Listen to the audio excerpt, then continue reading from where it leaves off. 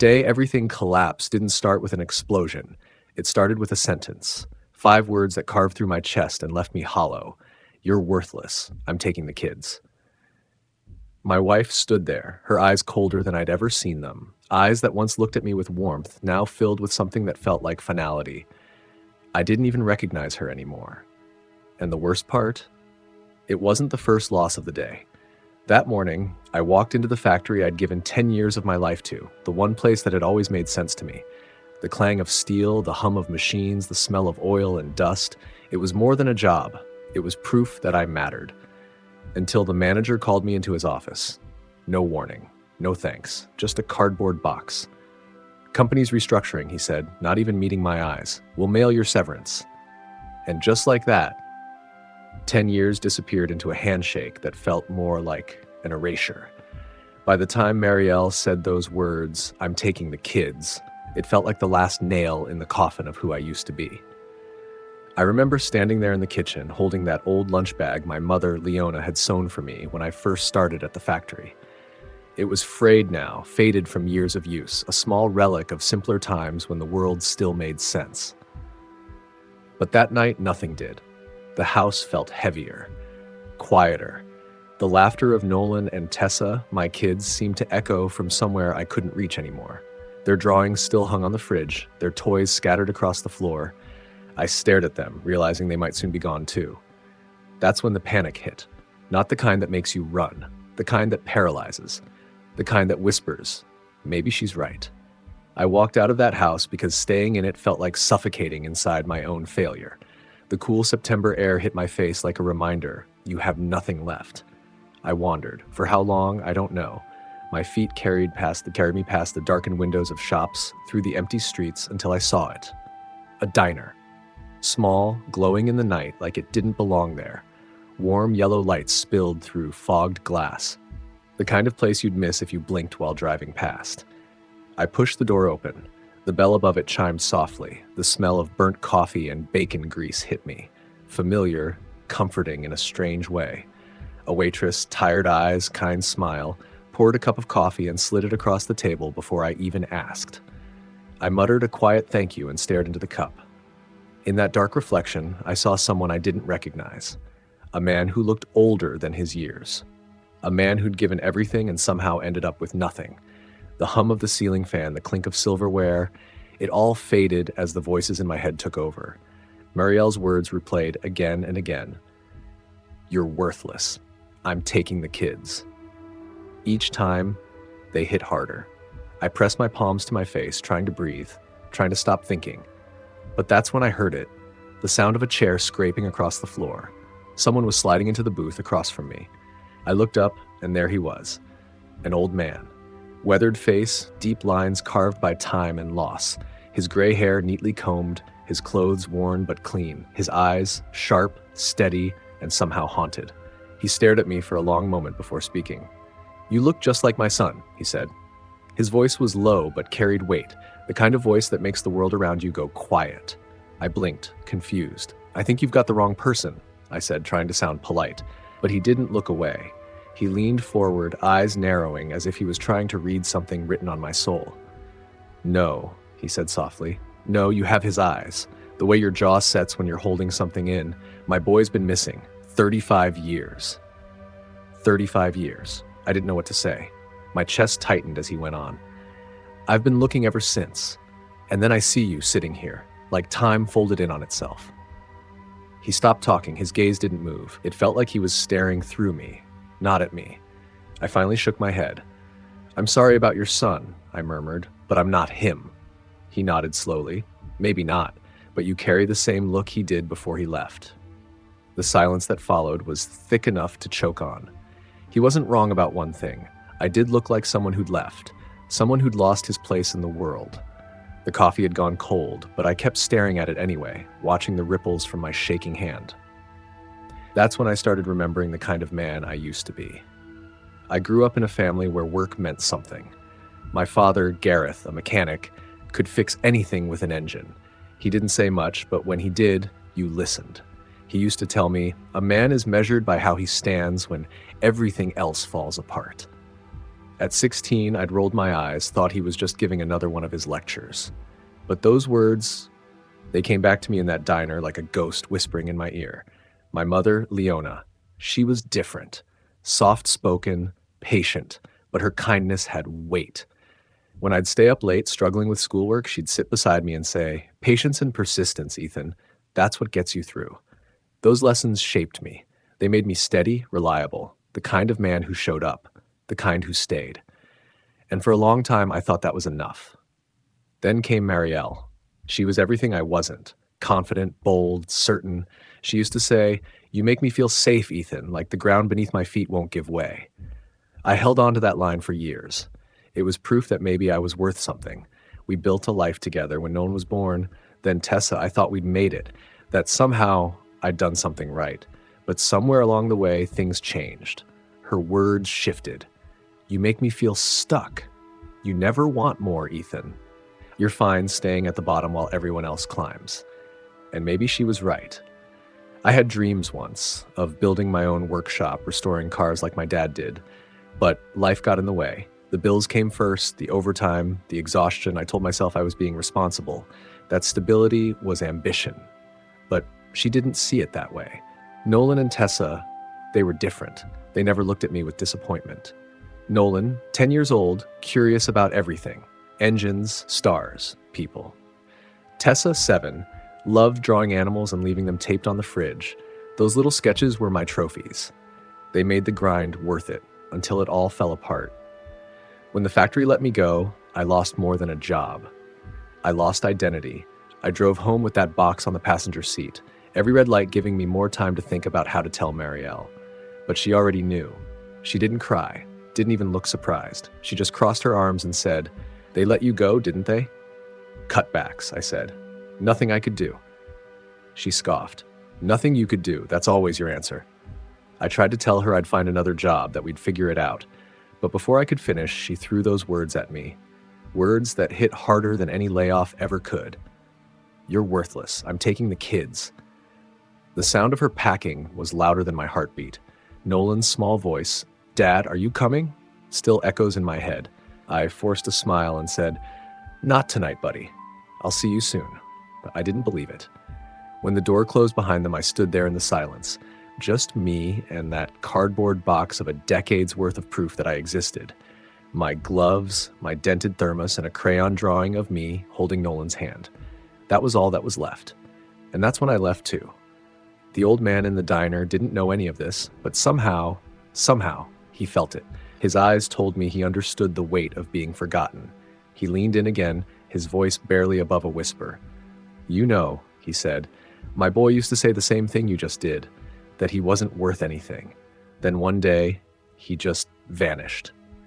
His words hung in the air like smoke. I looked at him, trying to read what he wasn't saying. He smiled faintly, but it wasn't a happy smile. "If I could see him again," he said, "I'd tell him he was wrong, that sometimes life breaks us just to see what's left standing." He tapped his knuckles on the table, once, twice, then stood up. "Take care of yourself, son," he said softly. "Don't let the world decide what you're worth." And then he walked away. I sat there for a long time after that.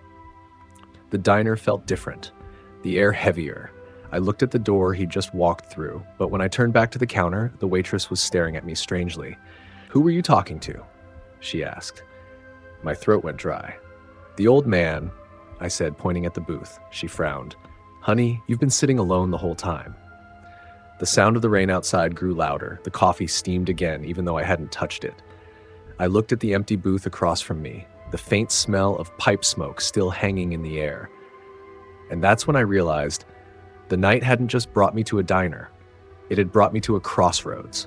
Because maybe that old man wasn't just some stranger. Maybe he was a memory, a warning, or something else entirely. And as I sat there under the hum of flickering lights, I couldn't shake one thought from my mind. What if the old man was right? What if the world had been breaking me, not to destroy me, but to reveal what was left beneath the wreckage? I didn't know then that those 5 words, "You look like my son," were just the beginning. Because before that night was over, I would find something in that diner that would change everything I thought I knew about my life and about who I really was. Sometimes, it only takes one moment, one conversation with a stranger to drag you back from the edge you didn't even know you were standing on. That night, I was a man weighed down by something I didn't know how to carry. My life had already crumbled. My job was gone, my wife had walked out, taking our kids with her, and every word she'd said before leaving had dug its claws into my chest until I could barely breathe. So when that old man, Harlan, spoke, his words stung because they felt true. I wanted to tell him to leave me alone, to stop pretending he knew what it felt like to watch your world collapse in a single day. But something about his eyes stopped me. They were tired, yes, but behind that weariness was something deeper. Familiar. Pain. The kind you don't just feel, the kind you carry. He extended his hand across the table. "Name's Harlan," he said. I hesitated, then took it. His grip was firm, grounding, the kind of handshake that doesn't let you drift too far from yourself. "Ethan," I said quietly. Harlan nodded like the name meant something, like it confirmed a thought he'd already had. He leaned back in his booth, eyes never leaving mine. "You've lost something," he said. I gave a bitter laugh. "Lost everything, actually." His expression didn't change. "My job this morning," I continued. "My wife tonight, my kids." My voice broke on the last word. She took them with her. Harlan didn't flinch. He didn't rush to fill the silence. He just looked at me with the patience of someone who had already weathered 1,000 storms. "I know that kind of pain," he said finally. "Different details. Same hollow feeling. You start believing maybe the world's right about you, that you don't matter, that no one would notice if you walked out the door and never came back." Those words cut deeper than any insult. He was saying what I had been too afraid to admit, even to myself. I clenched my fists against the table, trying to hold myself together. "I don't know what to do anymore," I said. "Every time I try, it's not enough. 10 years at that factory, gone without a thought. I built a home, and my wife says I ruined it. My kids," my throat tightened. They looked at me tonight like they didn't understand what was happening, and I didn't have an answer for them.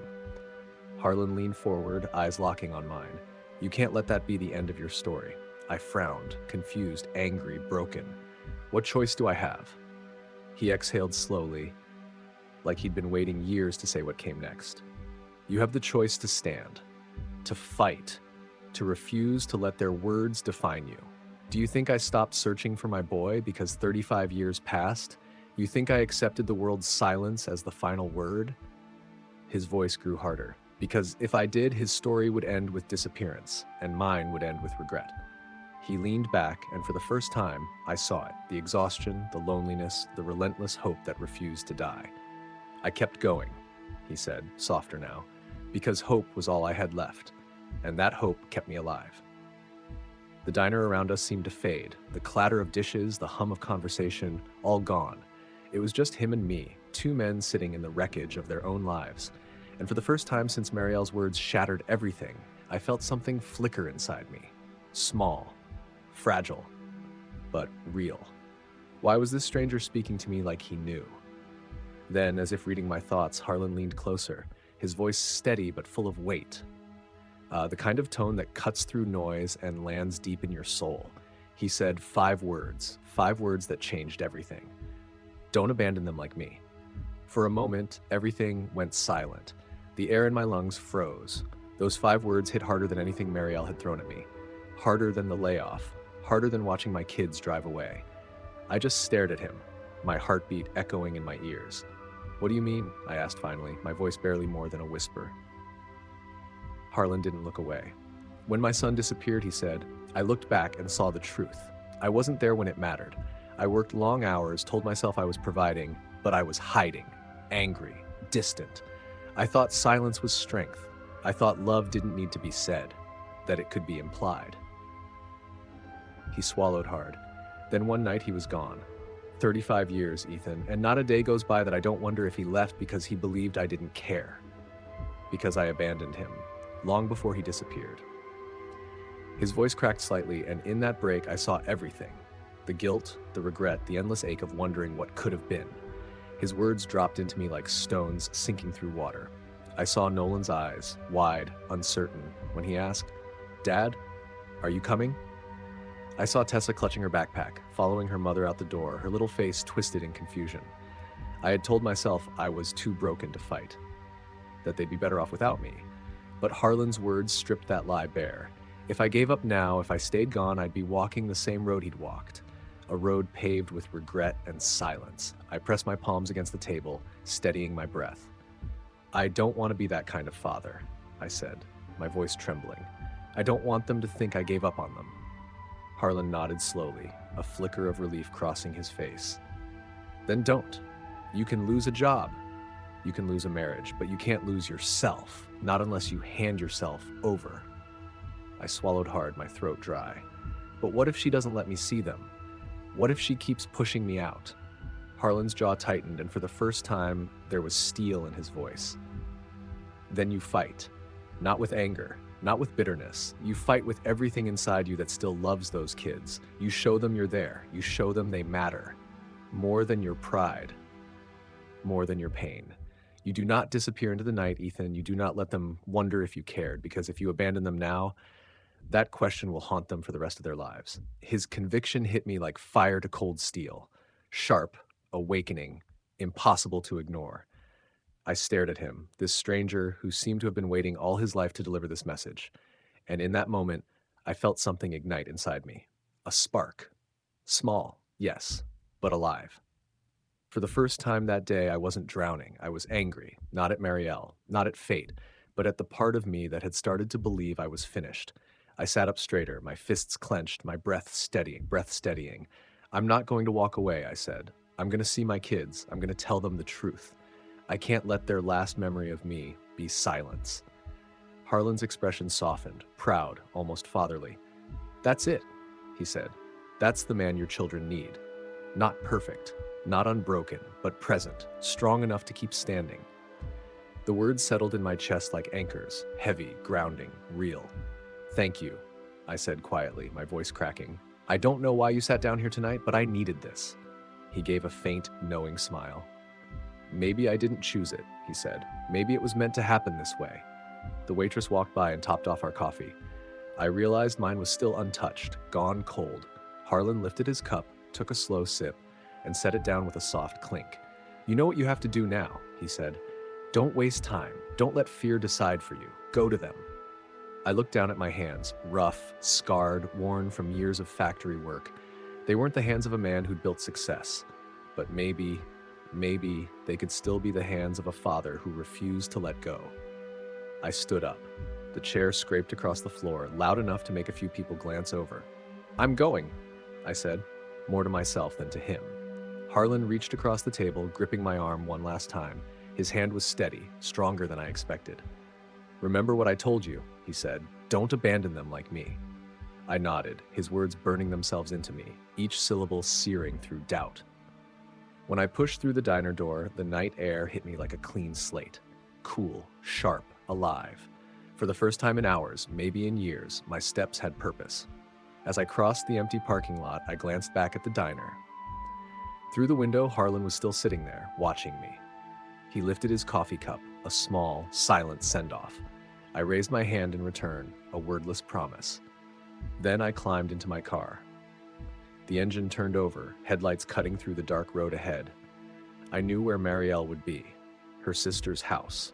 That's where she always went when she needed someone on her side. That's where she had taken Nolan and Tessa. My hands tightened on the steering wheel as I pulled onto the road. For the first time, I wasn't thinking about what I'd lost. I was thinking about what I still had to fight for. The drive felt longer than it should have, even though I knew every turn by heart. The streetlights blurred past, the rain tapping against the windshield.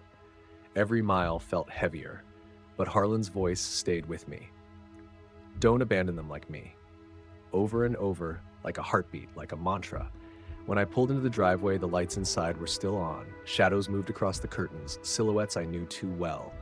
I pictured Nolan and Tessa sitting on the couch, waiting, wondering. And that thought burned. I stepped out of the car, my knees felt weak, but I made them move. One step, then another. The porch light buzzed overhead as I reached the door. My hands trembled as I raised them to knock. The sound echoed, soft, uncertain. A few seconds passed, then the door opened. Marielle stood there, arms crossed, expression tight, her hair pulled back, her eyes sharp as ever. But beneath it all, a flicker of something else. Surprise. maybe even fear. And for the first time since that morning, I didn't feel small beneath her gaze. I wasn't the man who'd lost everything anymore. I was the man who'd decided to fight for what mattered.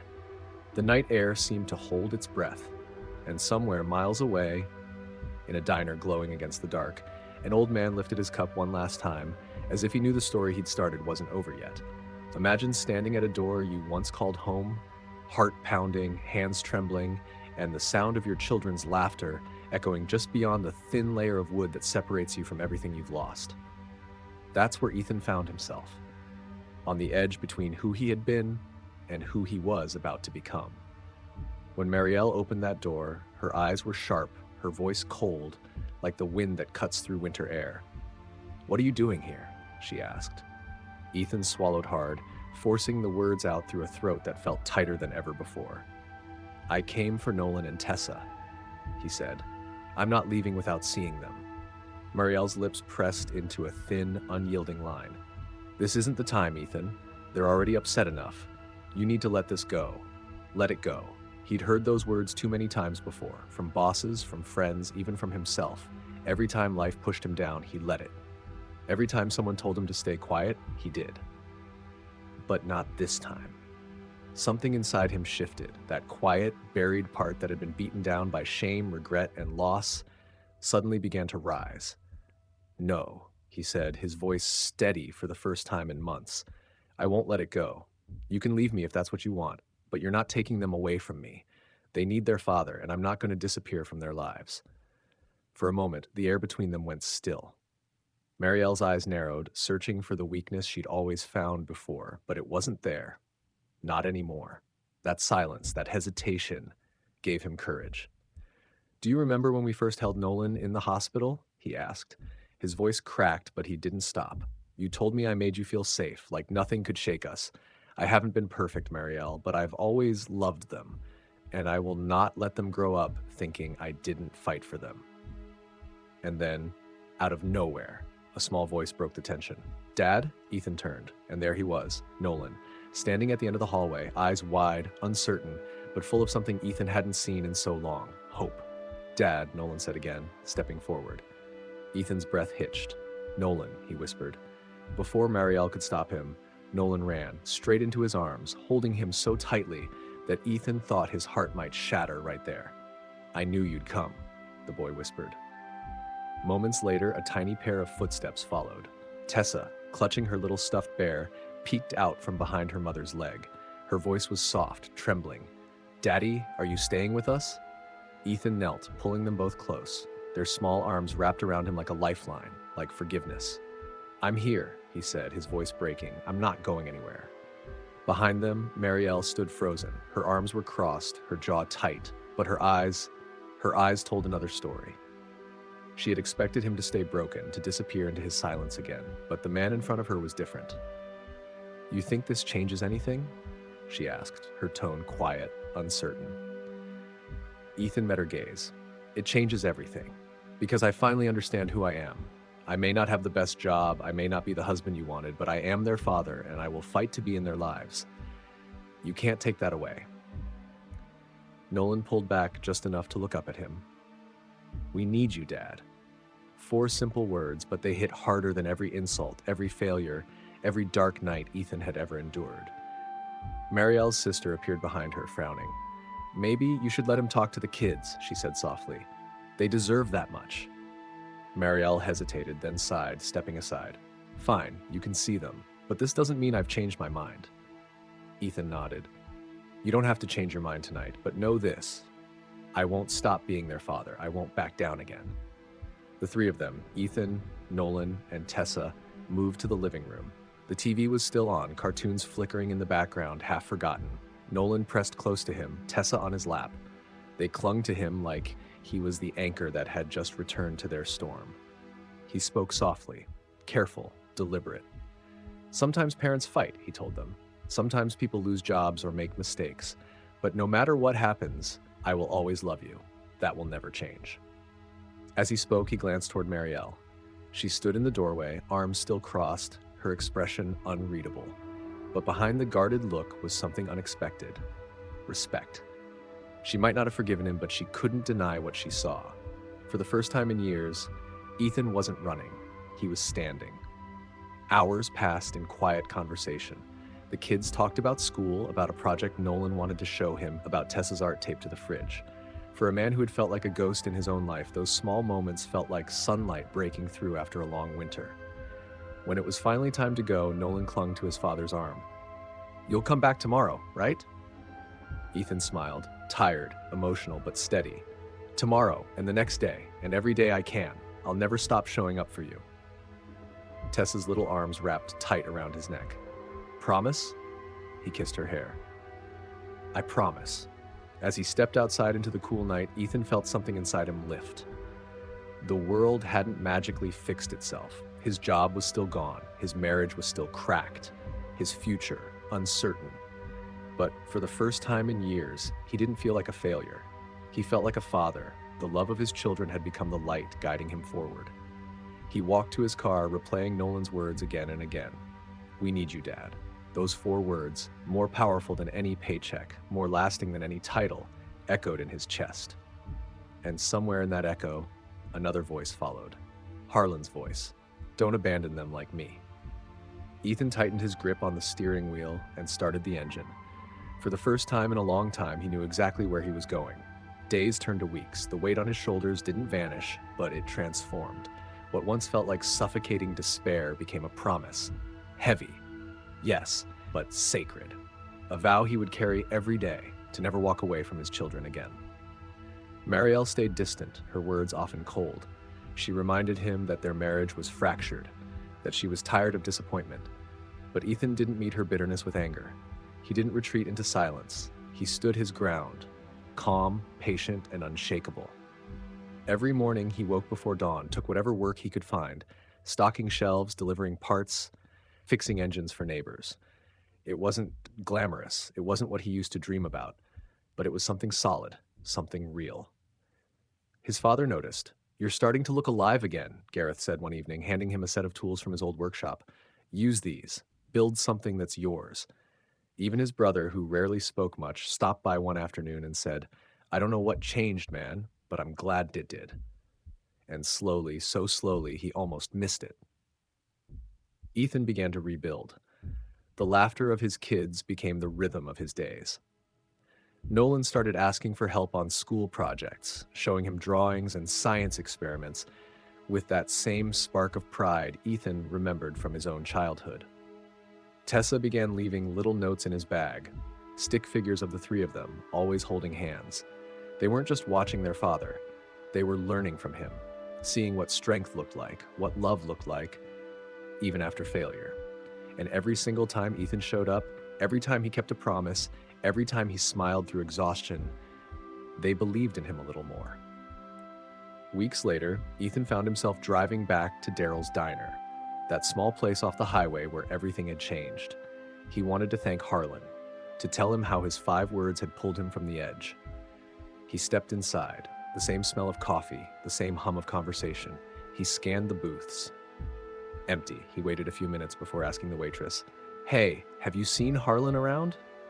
The woman frowned. "Harlan?"